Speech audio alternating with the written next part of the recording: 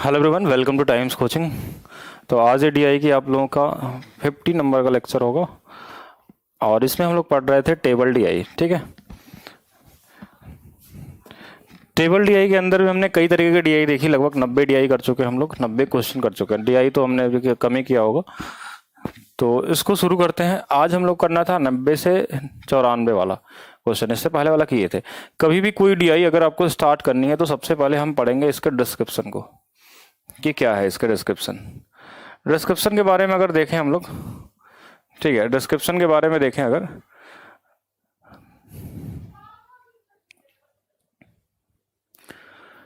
तो क्या दिया हुआ हमारे नीचे दी गई तालिका में विभिन्न परीक्षा केंद्रों में परीक्षा का नामांकन भरने वाले अभ्यर्थियों की संख्या और कुल अभ्यर्थियों की संख्या के प्रतिशत के रूप में दर्शाया गया। यह तालिका प्रत्येक परीक्षा केंद्र को ऑनलाइन अभ्यर्थियों तथा अनुपस्थित अभ्यर्थियों की संख्या के कुल अभ्यर्थियों की संख्या के प्रतिशत के रूप में दर्शाती है।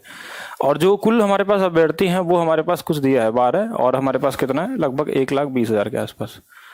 तो यहाँ पे एक डेटा देख लेते हैं हम लोग। 1,20,000 से ज्यादा तो नहीं है, ठीक है, 12 लाख है। तो ये हमारे पास कितना है, एग्जाम सेंटर दिया है एफ, जी, एच, जे और के, ये चार हमारे पास 5 एग्जाम सेंटर हैं। और इसमें जो कुल अप्लीकेंट है, जो इस वाले में 15%, इसमें 25 है, इसमें 20 है, इसमें 24, इसमें 16 है। ऑनलाइन जो किए थे वो हैं 30, 44 और 52 और 46 और 38, और जो अब्सेंट हैं, जो नहीं आए हैं, वो यहाँ पे हैं। ठीक है, अब क्वेश्चन में क्या दिया है उसके हिसाब से हम लोग इसको देखेंगे। जैसे क्वेश्चन में हमारे पास जो पहला क्वेश्चन अगर देखें यहाँ पे, तो पहला क्वेश्चन में दिया कि यदि ए परीक्षा केंद्र ऐप पर उपस्थित अभ्यर्थियों की कुल संख्या 15% के बराबर है। यदि ए परीक्षा केंद्र ऐप पर उपस्थित अभ्यर्थियों की कुल संख्या के 15% के बराबर है, तो बी परीक्षा केंद्र के पे उपस्थित अभ्यर्थियों की संख्या के बराबर, तो ए बी का कितना प्रतिशत है। ओके, छोटा सा क्वेश्चन, ठीक है, छोटा सा क्वेश्चन है। अब इसमें आपको बस ये देख लेना है, जैसा क्वेश्चन में दिया है वो हम डेटा को देखेंगे। यहाँ पे हमारे पास जो डेटा दिया हुआ वो क्या दिया हुआ है, ए की जो वैल्यू हमारे पास है ए, हाँ, क्वेश्चन में एक बार आपको पूरा यहाँ दिया हुआ है, A is equal to 15% of total applicants who present.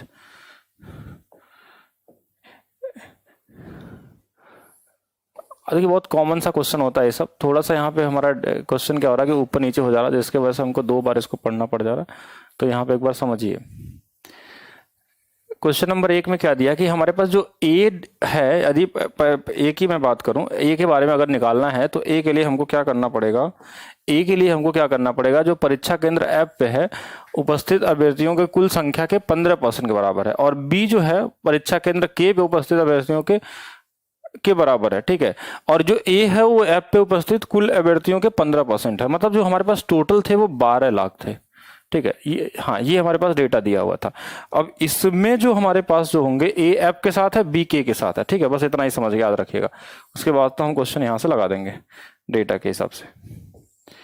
ए जो है ऐप के साथ है, यहां पे समझिए, ये वाला ए को दिखाता है और ये वाला हमारे पास ऐप को दिखाता है।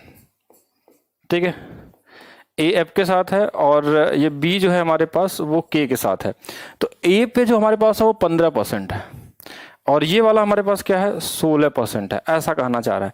तो ए का जो टोटल डेटा का 15% का 15%, 15% का 15%, बी के जो टोटल डेटा होगा उसका 16% के ही इक्वल है बी जो है। बी जो होगा, जो बी अगर निकालना होगा तो हम लिखेंगे 16% ऑफ 12, इतना कर लेंगे। ठीक है, 12 लाख। अगर ए निकालना होगा तो हमको क्या करना होगा, पहले 15% अब इसके बाद इसका भी 15%, मतलब 15 अगर हम कर लें, 2 बार निकाल लें, जो वैल्यू आएगी उसका 15% जो होगा ए के होगा। तो आपसे यही पूछा गया था कि ए जो होगा इस बी का कितना प्रतिशत होगा, ए का कितना बी प्रतिशत होगा। तो यहाँ पे समझ लेते हैं क्वेश्चन के सोल्यूशन से। सोल्यूशन को बहुत मुश्किल से बनाया गया था, इसके सोल्यूशन में गलतियां बहुत होती हैं, लेकिन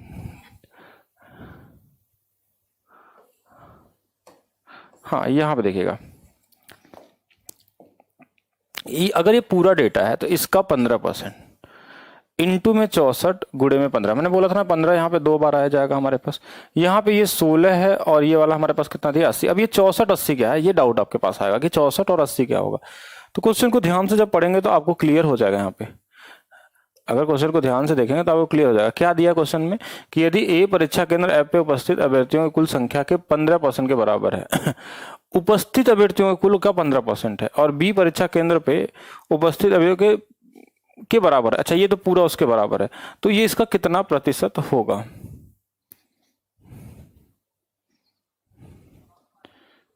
और यहाँ पे हमारे पास क्या दिया है कि नीचे दी गई तालिका में विभिन्न परीक्षा केंद्रों में उपस्थित परीक्षा का नामांकन भरने वाले अभ्यर्थियों की संख्या कुल अभ्यर्थियों की संख्या के प्रतिशत के रूप में दर्शाया गया है।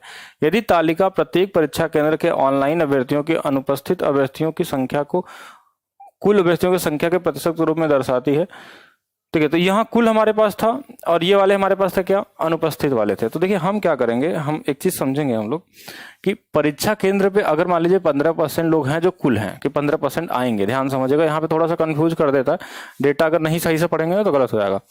तो ये बोला कि जब 15% आप निकाल लेंगे, 15% आप 12 लाख, ये तो डेटा यहाँ तक तो इजी था, समझ गए हम लोग। लेकिन परीक्षा केंद्र पे वही जाएगा जो गया होगा वहां पे। बहुत सारे लोग तो नहीं भी आए थे, जैसे ये वाला तो आए ही नहीं 36 लोग। अगर 36 लोग नहीं आए तो वो क्या होगा, इसका 64% भी निकालेंगे। तो ये पूरा डेटा निकालना होगा। देखिए 64 पहले तो टोटल का जो 15 आएगा उस 15 का 64% प्लस उसके बाद उसका 15%, ठीक है। तो ये उसके बराबर होंगे। सेम इस तरीके से इसका क्या होगा, 16 होगा। देखिएगा बी जो होगा हमारे पास वो क्या होगा, 16% आप ये होगा। अब प्लस इसके साथ देखिए 20% लोग तो वहां पे नहीं आए, मतलब आए कितने होंगे, 80 आए होंगे, तो उसका 80%, ठीक है। 80% जो डेटा होगा 16%, फिर उसका 80%, ये बराबर होगा। तो यहाँ परसेंटेज का पूरा गेम लगाया है, इसको समझिएगा कि क्योंकि जो लोग नहीं आए हैं उनको हम क्यों काउंट करेंगे यहाँ पे, क्योंकि परीक्षा केंद्र की बात कर रहा था। देखिए यहाँ पे वही है हमारे पास कि वही हमने सेम चीज किया था कि 15 कैसे भी लिख लीजिए, आगे पीछे कोई फर्क नहीं पड़ता, ये पूरा डेटा होगा। 64 वो जो आए हैं, यहाँ 80 है जो आए थे। अब पूछा था क्या कि ए बाई बी का रिक्वायर परसेंटेज चेंज बताइए। तो ए का मान हमको देखिए दोनों में कॉमन है, कट जाएगा बाकी ऊपर नीचे हम दो सबकी वैल्यू रख लेंगे। तो ये हमारे पास आ गया है 45/4 जो आएगा 11.25%। कितना आ जाएगा, 11.25%, ठीक है, 11.25%, ठीक है। नेक्स्ट क्वेश्चन देखिएगा। नेक्स्ट क्वेश्चन हमारे पास क्या दिया है, क्वेश्चन नंबर 91। क्वेश्चन नंबर 91 हमारे पास है कि total number of offline applicant from exam centre HKF are how much less than the total number of present applicant from the exam centre GNJ, ठीक है। परीक्षा केंद्र HKF के कुल ऑफलाइन अभ्यर्थियों की कुल संख्या परीक्षा केंद्र GH के उपस्थित अभ्यर्थियों की कुल संख्या से कितनी कम है। कॉमन है, देख लीजिए जैसे जैसे यहाँ देख लेते हैं, हर बार लिखने का कोई मतलब नहीं है। टोटल देखिए ऑफलाइन एप्लीकेंट HKF की बात करें तो देखिए टोटल जो होंगे यही है, 12 लाख है। 20%, 48%, 16 और 62, 15 और 70। मैं समझाता हूँ ये क्या है, ठीक है। ये हमारे पास क्या है, तो टोटल हमारे पास ये देखिए कितना आया, 3002% बटे 100, ठीक है, इसका पूरे का। सिम प्रेजेंट जी और के में देखिए 25-75 कैसे आ गया। यहाँ ऑफलाइन की बात किया तो अब फिर से मैं डेटा आपको रीड कराता हूँ। यहाँ पे आइए, जैसे यहाँ पे देखिए सबसे पहले देखिए क्या नाम था हमारे पास, H और K का बात था, HKF। तो H में 20-48 दिया ना, तो यहाँ समझिएगा। देखिए यहाँ पे हमको ऑफलाइन की बात कर रहा था, तो 20 तो वो हो गए जो कुल अभ्यर्थी थे, लेकिन क्या ये ऑनलाइन वाले हैं, हमको चाहिए था ऑफलाइन वाले। ऑफलाइन वाले देखिए अगर इसमें 52 अगर ऑनलाइन है तो 48 इसमें जो होगा वो ऑफलाइन होगा, 48%। तो इस 20 का 48% का 12 लाख का, ठीक है, किसका, ये 12 लाख का, ये इसका हो जाएगा। फिर क्वेश्चन में जिसका ऐसे दिया था, जैसे मान लीजिए जे का पूछता तो 24% तो निकालेंगे, फिर ये 46 तो ऑनलाइन वाले हैं, तो ऑनलाइन वाले यहाँ पे क्या करना होगा, हमको 54 करना पड़ेगा, तो ये 54 आ जाएगा। मान लीजिए के का निकालना है तो 16% तो होगा ही होगा 12 लाख का, फिर उसके बाद इसका 38 नहीं 62%, कितना निकालना होगा, 62%। अगर मैं ये निकाल दूंगा 52-46 ये, तो ये ऑनलाइन का निकल जाएगा, हमको चाहिए क्या, ऑफलाइन का। उतना ही परसेंटेज ऐसे निकालना था, डेटा आपके पास यहाँ पे है। क्या है हमारे पास, ये टोटल का देखिए 20 का 48, 16 का 62, 15 का कितना हो गया 70, जिसका इसका नाम दिया था उसका करके ये पूरा डेटा आ गया। अब इसको सॉल्व करने और गुणा करने की जरूरत नहीं है, ठीक है, गुणा करके टाइम नहीं वेस्ट करना है। आप चाहें तो इनको बस छोटे छोटे नंबर को जितना छोटा बना लीजिए, ऐसे इसका भी निकाल लिए। और आपसे पूछा था डिफरेंस, डिफरेंस देखिए दोनों में ये सब में आएगा डिफरेंस, तो ये 12 इसमें रहेगा, बाकी इस परसेंटेज का उस 3000 वाले में घटा लिया तो 841/100 ये इसके साथ कट जाएगा। बाकी आपको सिर्फ गुणा करना था, इसमें क्या करना था, गुणा करना था। और परसेंटेज है तो एक परसेंटेज को 2 जीरो से और काट दीजिए, तो लास्ट में एक ही जीरो आएगा, एक जीरो आ गया। बाकी 2 का टेबल 12 से करेंगे, 12 कम 12, 12 चौक 48, 49, फिर 12 8 96 प्लस 400, ठीक है। तो इतना ही करना, कैलकुलेशन छोटा ही होगा, बहुत बड़ा नहीं होगा। कैलकुलेशन तो बस दिखने में बड़ा है क्योंकि यहाँ समझाने के लिए लिखा गया है। चलिए 92 देखिए, 92 नंबर में क्या दिया है, परीक्षा केंद्र एफ, एच, जे और जी के ऑफलाइन अभ्यर्थियों की कुल संख्या क्या है। अब यहाँ पे पूछा नंबर ऑफ स्टूडेंट जो ऑफलाइन थे, ठीक है, जो ऑनलाइन नहीं आए थे। एफ है, एच है, जे है और जी है, ऑफलाइन अभ्यर्थियों की कुल संख्या क्या होगी। तो एफ, एच, जे और जी, एफ, एच, जे और जी, कॉमन सा एफ, एच, जे, जी का। यहां से देख लेते हैं एक बार, एफ, एच, जे, जी, इनके बारे में चाहिए था। तो देखिए टोटल जो होगा 15% और 15% का इसका, इसके बाद हमारे पास कितना आ जाएगा, यहां से कितना हो जाएगा 70%। तो ये नहीं लेंगे क्योंकि ऑफलाइन पूछा है तो ऑफलाइन ले लेंगे। 25 से 44 है तो यहाँ पे हमारे पास कितना आ जाएगा, 54, 58, 56 आ जाएगा। ऐसे हम सबका निकाल लेंगे अलग अलग, उतना परसेंट 12 का तो एक बार ही लिख लेंगे। जैसे देखिए यहाँ पे ऐसा लिखेंगे पूरा 12, फिर उसके बाद 15% आप 70, फिर इसका इसके साथ, इसका इसके साथ, ठीक है, यहाँ पे इसका इसके साथ, और ये हमारे पास इतना परसेंट आ गया। और नीचे में 2 बार 100 क्यों आया, क्योंकि देखिए इसका भी परसेंटेज और इसका, इस परसेंटेज का मतलब भी 1/100 होगा और इसका भी 1/100 होगा, तो इसलिए 2 बार 100 आ गया। तो ये 4 जीरो तो ऐसे ही कट जाते हैं। बाकी आपका बेसिक कॉमन मल्टीप्लाई है, 1 जीरो तो लास्ट में आएगा, 12 6 72, बाकी आप गुणा करके निकाल सकते हैं, कॉमन सा क्वेश्चन।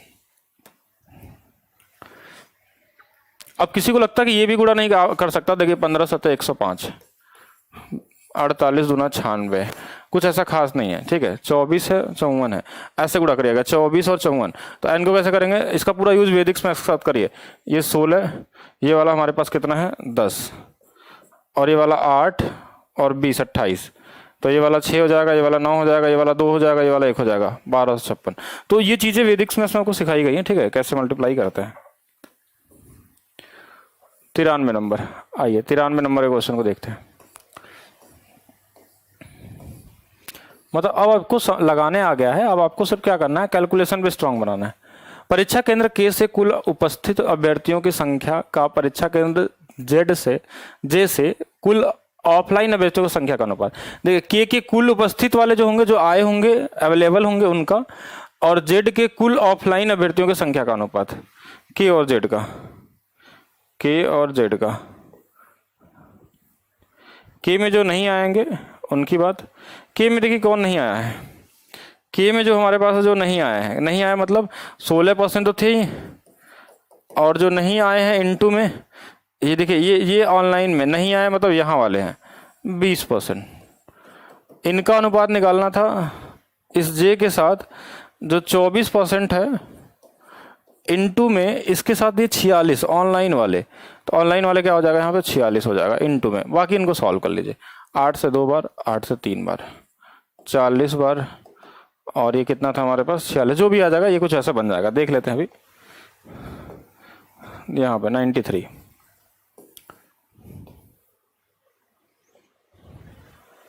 देखिए 16 और 80 प्रेजेंट वाले जो हैं वो, और ऑफलाइन वाले क्या होंगे 54 होंगे, 24 होंगे। बाकी ये लिखने की जरूरत नहीं है, बाल है, मैंने इसलिए नहीं लिखा था इसको, कोई फर्क नहीं है, तो कट ही जाएगा, तो इनको सिर्फ गुणा करके सो कर लेंगे, ठीक है।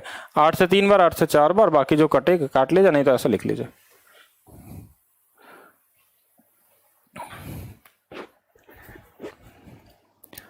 लास्ट क्वेश्चन देखिए, क्या क्वेश्चन है, पहले क्वेश्चन पढ़िए।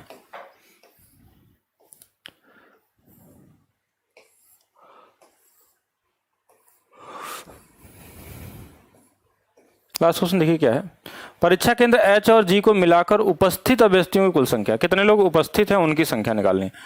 हाँ, एच और जी का, दोनों का। देखिए एच और जी का अगर मुझे निकालना है तो अगर डायरेक्ट मैं करूं यहाँ से, तो एच और जी उपस्थित, उपस्थित मतलब ये वाले, तो ये तो अनुपस्थित हैं, तो हमको उपस्थित चाहिए, तो 25% भी चाहिए हमको। और साथ में उपस्थित को, ये अब्सेंट वाले हैं तो 75 उपस्थित होंगे, 75% प्लस इस वाले में देखिए 20% जो होगा वो तो होगा ही होगा। और ऑफ ये हमारे पास 32 तो क्या है, नहीं आए, तो आने वाले कितने होंगे हमारे पास, 68 हो जाएंगे। कितने होंगे, 68। इनको बस गुणा करके लिख लेंगे, इनको क्या करेंगे, गुणा करके लिख लेंगे। और ये किसका, 12 लाख का, बस इतना ही।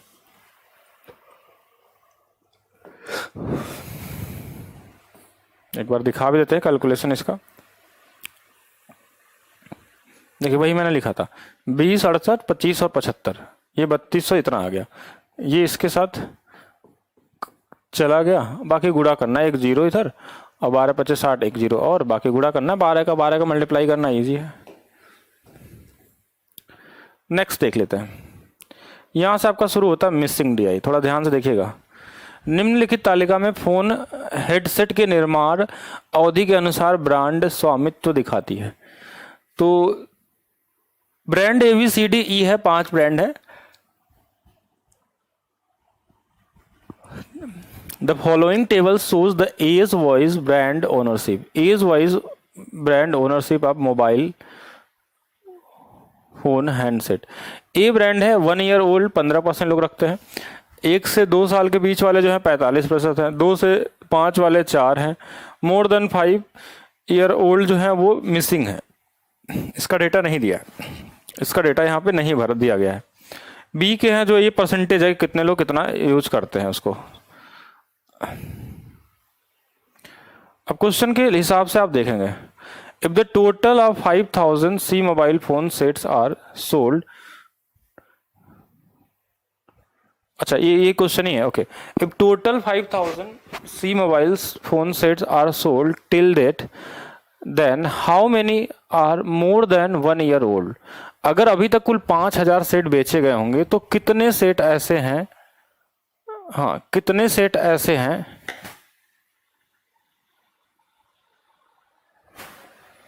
कितने सेट ऐसे हैं जो 1 वर्ष से, हाँ क्या बोला, 1 वर्ष से अधिक पुराने कितने हैं, 1 वर्ष से अधिक पुराने हमको चाहिए।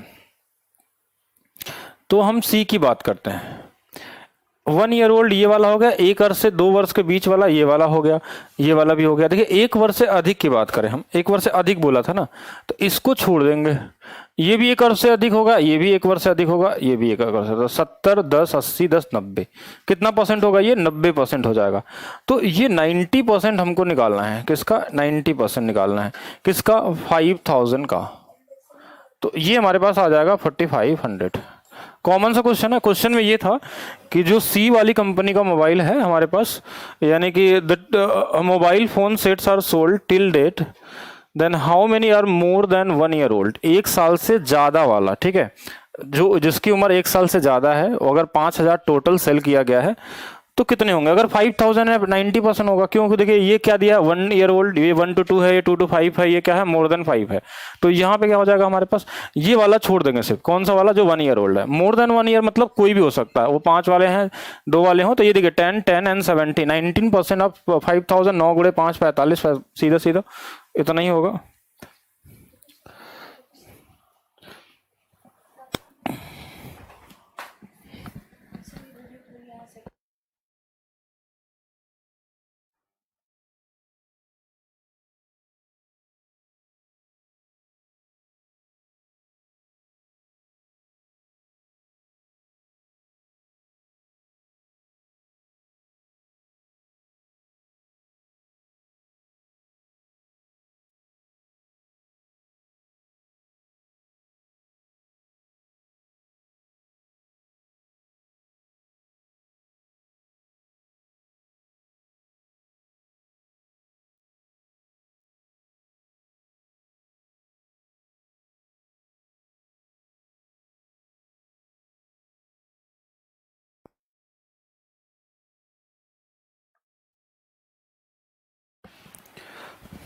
ठीक है,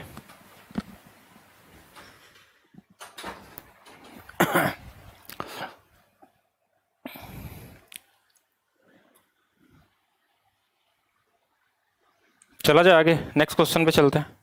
what is the next question? Next question क्या दिया है? 96 नंबर।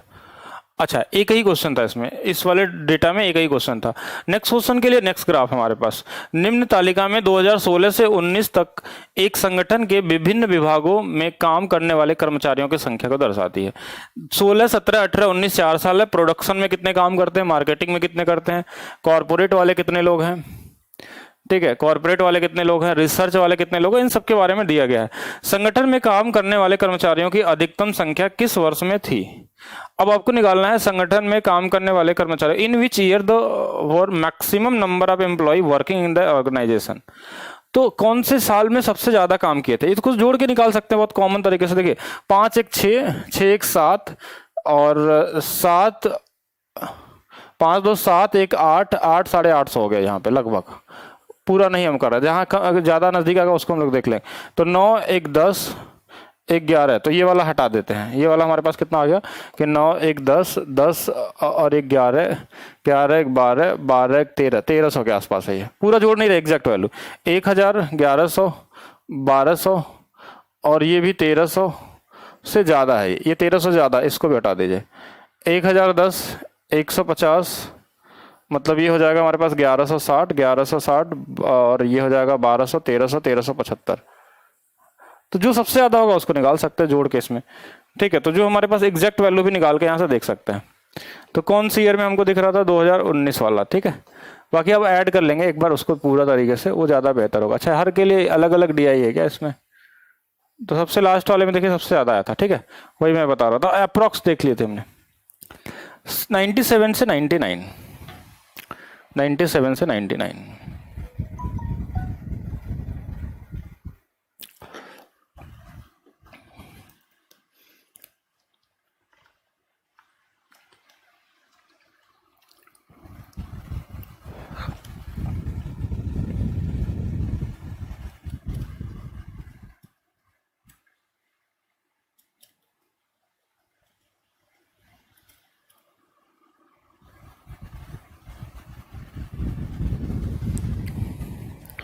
आगे देखा जाए,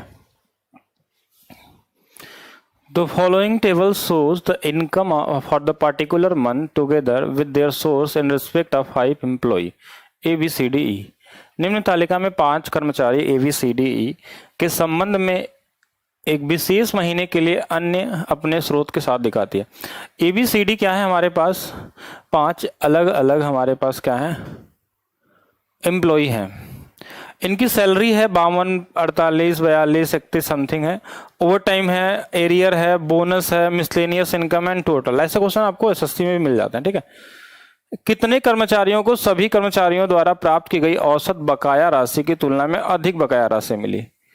how many employ get more arrear, हाँ, more arrear than the average arrear received by all employ. तो पहले तो हम देखेंगे औसत एरियर है कितना। औसत एरियर मतलब कि जो एरियर हमारे पास ये है, इनको अगर जोड़ दिया जाए 500 जोड़ेंगे तो 6 1 7000, 7 3 10,000, 10 4 14, 14,000, 18,500, 18,500 टोटल हमारे पास हो गया। कितने हैं? 5 है, 5 से काट लेते हैं, 5 से 3 बार, 5 से 9 बार, ये 3900 रुपये। ये आ गया औसत, मतलब एक तरीके से सबको देखा जाए तो औसत एरियर मिलने चाहिए। इस 3900 से कितने लोग ज्यादा एरियर पाए हैं? तो ये तो ज्यादा है नहीं, ये तो ज्यादा नहीं, ये ज्यादा है, ये ज्यादा है और ये ज्यादा है। तो 3 लोग ऐसे थे जो इस औसत एरियर से भी ज्यादा पैसा कमाए हैं, ठीक है, औसत एरियर से भी ज्यादा पैसा कमाए हैं। तो आंसर में क्या होगा कि कितने लोग होंगे? 3 लोग होंगे। आंसर क्या होगा? 3 लोग होंगे यहाँ पे। नेक्स्ट क्वेश्चन में क्या बोला है? कितने कर्मचारियों को वेतन के अलावा आय के रूप में 10,000 रुपए से अधिक मिला? ऐसे कितने लोग हैं जिनको, हाँ, क्या दिया? How many employ got more than total of 10,000 rupees as a income other than salary. Salary के अलावा कौन सी इनकम से मोर देन 10,000 मिला है वो समझिएगा। तो सैलरी तो छोड़ दीजिए, सैलरी वाला हमको काउंट ही नहीं करना। बाकी इनको देखना है कि ये जो मिसलेनियस है ये टोटल का भी नहीं देखना आपको, ठीक है। या तो फिर हम क्या करेंगे कि टोटल में से, देखिए टोटल तो हमको दिया ही है तो क्यों ना इसको घटा लेते हैं। तो ये देखिए अगर 52 में देखें यहाँ पे 66, तो 52 सैलरी होगी। बाकी ये जो एक्स्ट्रा है इनका क्या है? 5 3 8 5 5 5 10। तो यहाँ देखिएगा ये 52 और 66 का डिफरेंस है 8 और 6 14,000, ये 14,000 है, इसमें ज्यादा मिल गया है। इसका 48 है, इसका 59 है। तो यहाँ से 500 जोड़ लेंगे तो 49, 1,500 और ये 10,500, 10.5 के हो जाएगा। ये 52 है, 42 है, 42 से 52 अगर देखा जाए तो 8 2 10, ये 10 के हो जाएगा सिर्फ। ये वाला 31 है, ये 40 है, तो इसका तो 9 के आएगा। ये वाला 25 था, ये वाला 31 है, तो इसका 6.7 के आ जाएगा। तो यहां से हमने क्या देखा कि किसका मोर देन 10,000 होगा। 10,000 भी होगा तो भी नहीं काउंट करेंगे, क्योंकि ये हमसे पूछा है कि how many employ get more than 10,000 income, other income, ठीक है। तो हम इस 10,000 को भी नहीं काउंट कर सकते। तो क्या होगा आंसर हमारे पास 10.5 के एंड 14 के। तो दे आर 2 पीपल्स या 2 एम्प्लॉय ए एंड बी, ठीक है। यहाँ पे 2 ही लोग ऐसे हैं जिनको आपको 2 से ज्यादा मिलता है। देखिए नेक्स्ट क्वेश्चन की तरफ चलते हैं हम लोग। For the employ D the income from over time is what percent of his total income. D के लिए जो इनकम है ओवर टाइम से, इसके कुल इनकम का कितना प्रतिशत है, ठीक है। बहुत छोटा क्वेश्चन। तो डी की जो इनकम है, हाँ कहाँ से, ओवर टाइम से। डी, वेयर इज डी, देखिए डी यहाँ पे है। डी जो ओवर टाइम से कमाता है वो 2500 कमाता है और इसकी कुल इनकम 40 है। तो ये जो 2500 इस 40 का कितना होगा, देखिए 2 जीरो से 2 जीरो कट जाएगा, ठीक है। और 2 जीरो से ये वाला जीरो भी कट जाएगा। तो 4 का गुणा अगर 25 में 4 से भाग दे देंगे तो 4 छंग 24, 6 सही 1/4 के आसपास बन जाएगा, ठीक है। तो आंसर को होगा हमारा यहाँ पे 6.25। देखिए मैंने देख के ही लगा दिया, इसमें लिखने की जरूरत नहीं थी क्योंकि क्वेश्चन बहुत इजी था ये। 6.25, 6.25%, मतलब 25/4 था, या 25/40,000। इसको निकाल लेंगे इंटू में 100 करके, तो यही बन जाएगा। तो बहुत ही इजी क्वेश्चन था। अच्छा ये हो गया पूरा क्वेश्चन। Question number 100।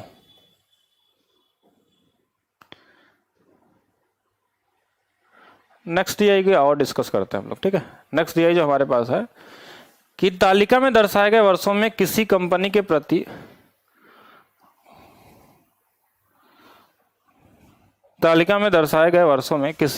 प्रति वर्ष व्यय लाखों में उल्लेख किया गया है।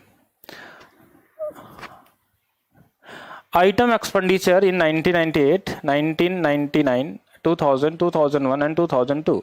सैलरी के लिए हमने इतना इतना खर्च किया, फ्यूल एंड ट्रांसपोर्ट के लिए ये डेटा है, और बोनस के लिए हमारे पास ये है, और इंटरेस्ट एंड लोन के लिए हमारे पास, इंटरेस्ट ऑन लोन के लिए या टैक्स के लिए ये डेटा हमको दिया हुआ है। अब क्वेश्चन में हमारे पास क्या है, इसके आगे की चीजें वो देख लेते हैं। क्वेश्चन पढ़ के आराम समझ आएंगे। कंपनी द्वारा 1998 से 2000 तक कर की औसत राशि का कितनी है, कर मतलब टैक्स।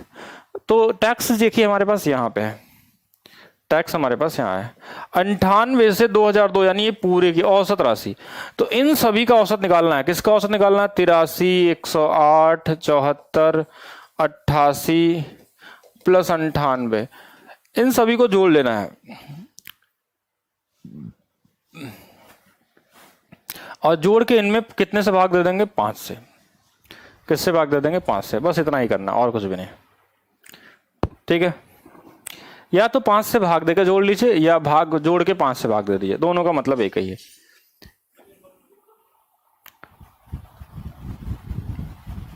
ठीक है ना, कर लेंगे कि मैं करके बता दूं, इसको करके बता दूं फिर।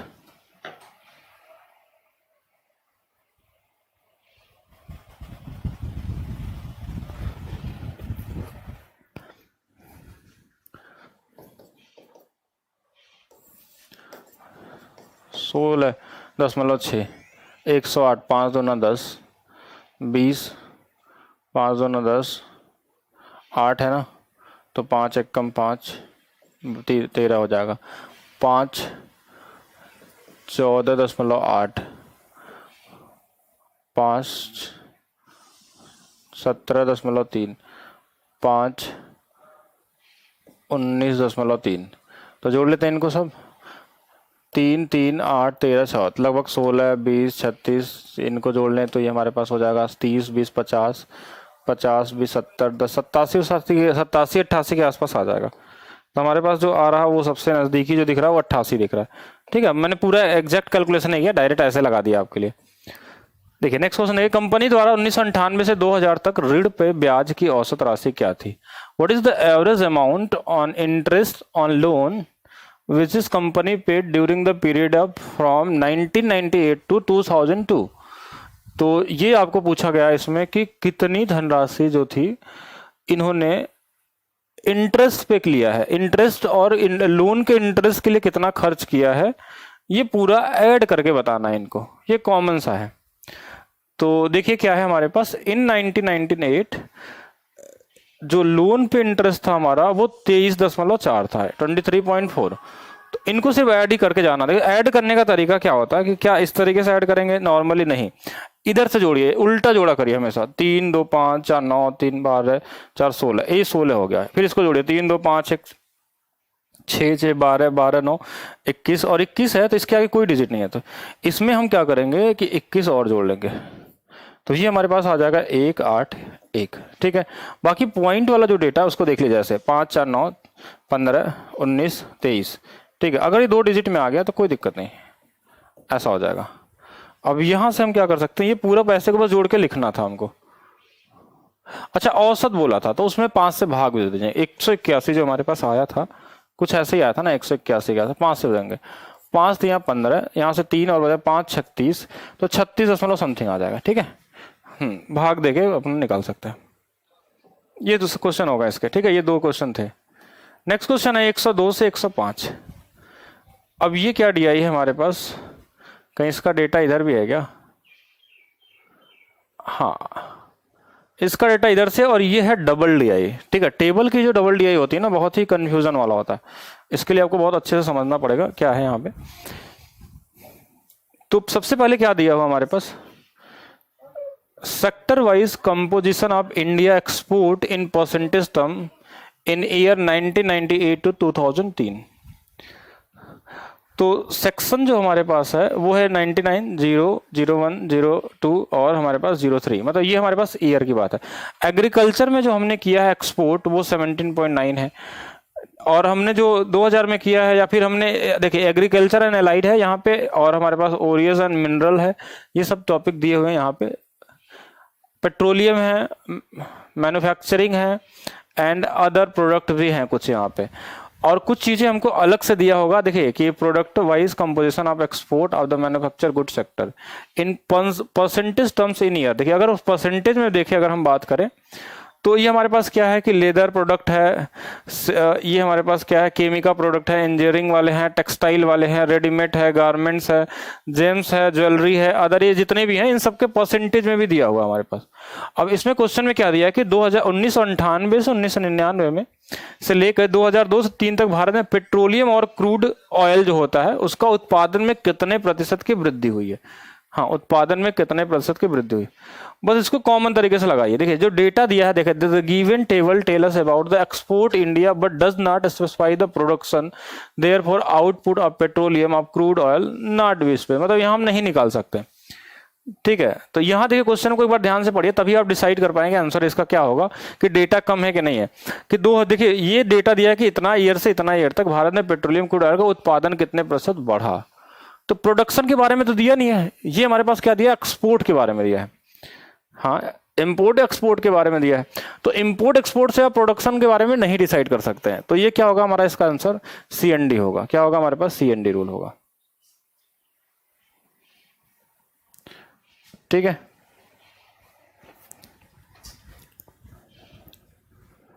नेक्स्ट क्वेश्चन क्या है हमारे पास। हाँ, नेक्स्ट क्वेश्चन हमारे पास क्या है कि 2001 से यदि भारत में $224 मिलियन का चमड़े का सामान निर्यात किया गया था, भारत में कुल निर्यात हुआ था। चलिए इसको दिखाते हैं आपको। इंडिया में जो टोटल एक्सपोर्ट हुआ था वो देखिए 224 क्वेश्चन ने बोला था, और जो हमारे पास यहाँ पे डेटा दिया हुआ था ग्राफ के हिसाब से वो 5 दिया हुआ है, पूरे पांचों का 74.7 है। अब इसको अगर हम 100 से मल्टीप्लाई कर दें तो ये हमारे पास कितना डॉलर आ जाएगा, 6000, हाँ यानी $6000, या फिर मिलियन डॉलर बोल सकते हैं क्योंकि मिलियन में डेटा हमारे पास दिया हुआ है। ठीक है मिलियन में डेटा दिया हुआ है। बाकी थोड़ा सा ग्राफ को रीडिंग बहुत अच्छे से आनी चाहिए, तभी इसको कर सकते हैं डबल DI में। अब यहाँ देखिए, यदि भारत ने निर्यात में 1999 से 2003 तक 20% की वृद्धि हुई है, ठीक है, इंपोर्ट में, एक्सपोर्ट में, और यहाँ से लेके यहाँ तक 1998 से 99, 2002 से 3 तक इंजीनियरिंग सामग्री के निर्यात में अनुमानित प्रतिशत वृद्धि निकालनी है। कि देखिए, अगर हमारे पास दिया है कि निर्यात में 20% की वृद्धि हुई है टोटल में, ठीक है, इंडिया एक्सपोर्ट इंक्रीज बाई 20%, ठीक है, तो उसमें इंजीनियरिंग वाले पे कितना हुआ होगा वो आपको निकालना था। तो देखिए, जो पूरा दिया है हमारे पास 100%, उसमें 120 हो गया। एक्सपोर्ट ऑफ इंजीनियरिंग गुड, और ये वाला अगर निकालने के लिए बोला जाए, अच्छा, तो यहां पे हमको पूरा निकालना पड़ेगा, ठीक है। एक बार देख लेते हैं इंजीनियरिंग वाला हमारे पास कहां पे है। एग्रीकल्चर है, मिनरल है, हाँ यहाँ पे देखिएगा इंजीनियरिंग पर देखिए 12.5%। तो अब देखिए सबका निकाल के आपको जोड़ना पड़ेगा, फिर तो ये लंबा प्रोसेस होगा, कैलकुलेशन पूरा करना पड़ेगा इसमें। पहले इस वाले का है, फिर यहाँ से यहाँ तक का है, फिर यहाँ, यहाँ और यहाँ, इन सभी का करना पड़ेगा कि कितना कितना बढ़ा होगा। वही यहाँ पे किया गया है, ठीक है, ध्यान से देखिए। तो जो यहाँ पे किया गया है, ये पूरा का पूरा डेटा वहीं से है। 12.5% और ये 3.6 अब 100, ये हमारे पास सिर्फ क्या होगा 98 का है, ठीक है। फिर उसके बाद एक्सपोर्ट 2002 से 2003 इसको अलग से करेंगे, 1666 इतना और इतना, इसको 120% बढ़ा देंगे। फिर देखेंगे कितना इंक्रीज हुआ है, उससे देखें तो टोटल जो 15 वाला था और उसमें 9.2 को जो हमने घटा दिया, और ये 9.2 का कितना होगा, अप्रोक्स 68 पॉइंट समथिंग आ रहा है, ठीक है। हम दोनों का अलग अलग पहले निकाले, ठीक है। ये 98 से 99 था, 2 साल का। फिर उसके बाद हमने क्या किया कि ये निकाला है 2002 से 2003 तक का। फिर दोनों को निकालने के बाद हमने देखा कि कितना वृद्धि हुआ है, वही चीज आपको निकालना है यहाँ पे, ठीक है। तो अच्छा क्वेश्चन था, थोड़ा कैलकुलेटिव है, थोड़ा सा ध्यान देंगे। बाकी इसके आगे क्वेश्चन हम लोग नेक्स्ट क्लास में देखेंगे, ठीक है। आज के लिए आपके लिए बहुत क्वेश्चन है, इतना लगभग, हाँ